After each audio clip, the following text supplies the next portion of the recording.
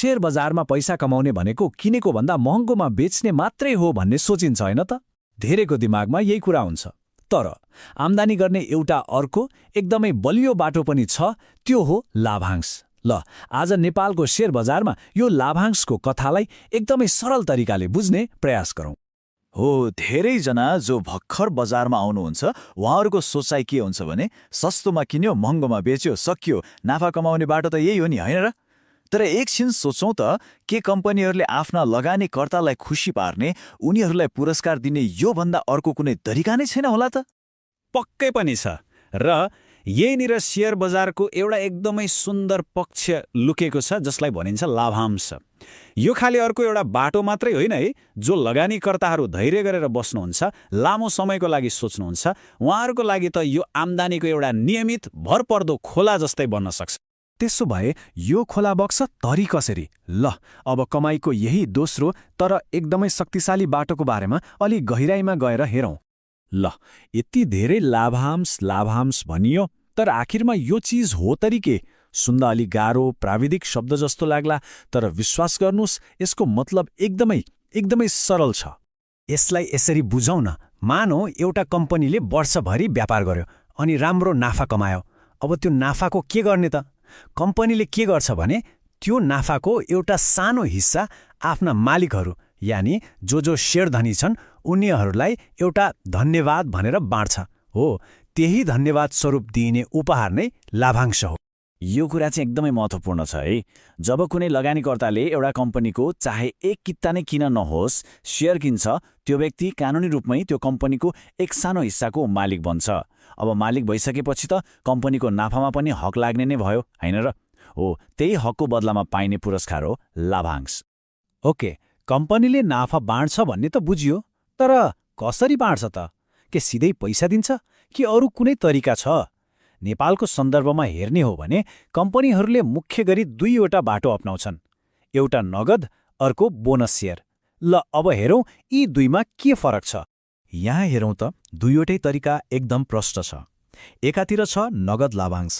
यो त नामले नै भन्छ, एकदम सिधा। कम्पनीले हरेक किताको हिसाबले सिधै ब्याङ्क खातामा पैसा पठाइदिन्छ। तर अर्कोतिर बोनस शेयर अलि फरक छ।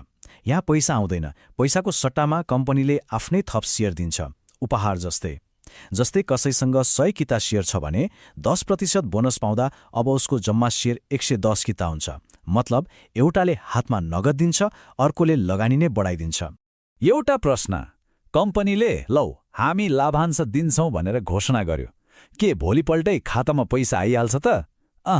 त्यस्तो हुँदैन। यसको पनि एउटा पूरा प्रक्रिया छ, भनौँ न एउटा यात्रा नै छ। ल, अब हेरौँ यो लाभांश हाम्रो हातसम्म आइपुग्न कुन बाटो हिँड्छ। यो यात्रा खासमा 4 चरणमा पुरा हुन्छ। सबैभन्दा पहिले कम्पनीको बोर्ड अफ डाइरेक्टर्सले, मतलब सञ्चालक समितिले, ल यो वर्ष यति प्रतिशत लाभांश दिउँ भनेर एउटा प्रस्ताव राख्छ। त्यसपछि दोस्रो चरणमा लाभांश पाउने हकदार को हुन् भनेर छुट्याउन एउटा बुक क्लोज मिति तोकिन्छ। तेस्रोमा त्यो प्रस्तावलाई कम्पनीको वार्षिक साधारण सभा यानी एजीएमले पास गर्नुपर्छ। अनि अन्त्यमा चौथो चरणमा बल्ल पारित भएको लाभांश सबैलाई बाँडिन्छ। अघि हामीले 4वटा चरणको कुरा गर्यौं नि, तीमध्ये लगानीकर्ताको लागि सबैभन्दा महत्त्वपूर्ण र निर्णायक मिति हो बुक क्लोज मिति। यो एउटा यस्तो मिति हो जसले लाभांश पाइन्छ कि पाइँदैन भन्ने कुराको फैसला नै गरिदिन्छ। तर किन होला त यो यति धेरै महत्त्वपूर्ण? कारण एकदमै सरल छ। लाभांश पाउनको लागि त्यो कम्पनीको शेयरधनीको आधिकारिक रेकर्डमा नाम हुनुपर्छ र त्यो रेकर्ड बनाउने काम बुक क्लोजको दिनमा बन्द हुन्छ। यसको सीधा मतलब के हो भने बुक क्लोज मितिभन्दा कम्तीमा 1 कारोबार दिन अगाडि नै शेयर किनिसकेको हुनु पर्यो। यदि त्यो मितिभित्र परिएन भने त्यो वर्षको लाभांश गयो। यहाँनिर एउटा रमाइलो नियम पनि छ। सञ्चालक समितिले लौ 20% लाभांश दिने भनेर प्रस्ताव गरे रे, तर अन्तिम निर्णय गर्ने अधिकार त वार्षिक साधारण सभामा भएका शेयरधनीहरूको हातमा हुन्छन्। उनीहरूले होइन 20% धेरै भयो 15% मात्र दिउँ भन्न सक्छन्, तर उनीहरूले 20% थोरै भयो यसलाई बढाएर 25% बनाऊ भन्न चाहिँ पाउँदैनन्। मतलब घटाउन मिल्छ, बढाउन मिल्दैन। ल, अब सबै प्रक्रिया पूरा भयो। अब पालो आयो वितरणको। नगद लाभांश छ भने त्यो सिधै डिम्याट खातासँग जोडिएको ब्याङ्क खातामा जम्मा हुन्छ। यदि बोनस सेयर हो भने त्यो चाहिँ डिम्याट खातामै थपिन्छ। तर एउटा कुरा चाहिँ ख्याल गर्नुपर्छ है, बोनस सेयर डिम्याटमा आउने बित्तिकै बेच्न मिल्दैन। त्यसलाई नेपाली स्टक एक्सचेन्ज यानि नेप्सेमा सूचीकृत हुन मतलब दर्ता हुन करिब 2 देखि 4 महिनासम्म लाग्न सक्छ। ल, हामीले लाभांशको पुरै यात्रा हेर्यौं, यो के हो, कति किसिमको हुन्छ अनि कसरी हाम्रो हातसम्म आइपुग्छ भनेर। तर यो सबै कुराको निचोड के हो त? एक लगानीकर्ताको लागि यसको खास मतलब के हो? मुख्य निष्कर्ष यही हो, एउटा बाठो लगानीकर्ताले शेयरको मूल्य घटबढ मात्रै हेर्दैन, उसले कम्पनीको लाभांश दिने बानी कस्तो छ भनेर पनि हेर्छ।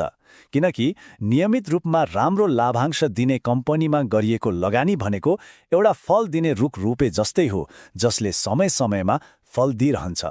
त्यसैले अब एउटा प्रश्न सबै लगानीकर्ताहरूको लागि। अर्को पटक कुनै कम्पनीको सेयर किन्ने बेलामा के त्यसको मूल्य मात्र हेरिन्छ, के त्यस कम्पनीले विगतमा कस्तो लाभांश दिएको थियो भनेर त्यसको इतिहास पनि पल्टाएर हेरिन्छ? यो प्रश्नमा विचार गर्नुहोला।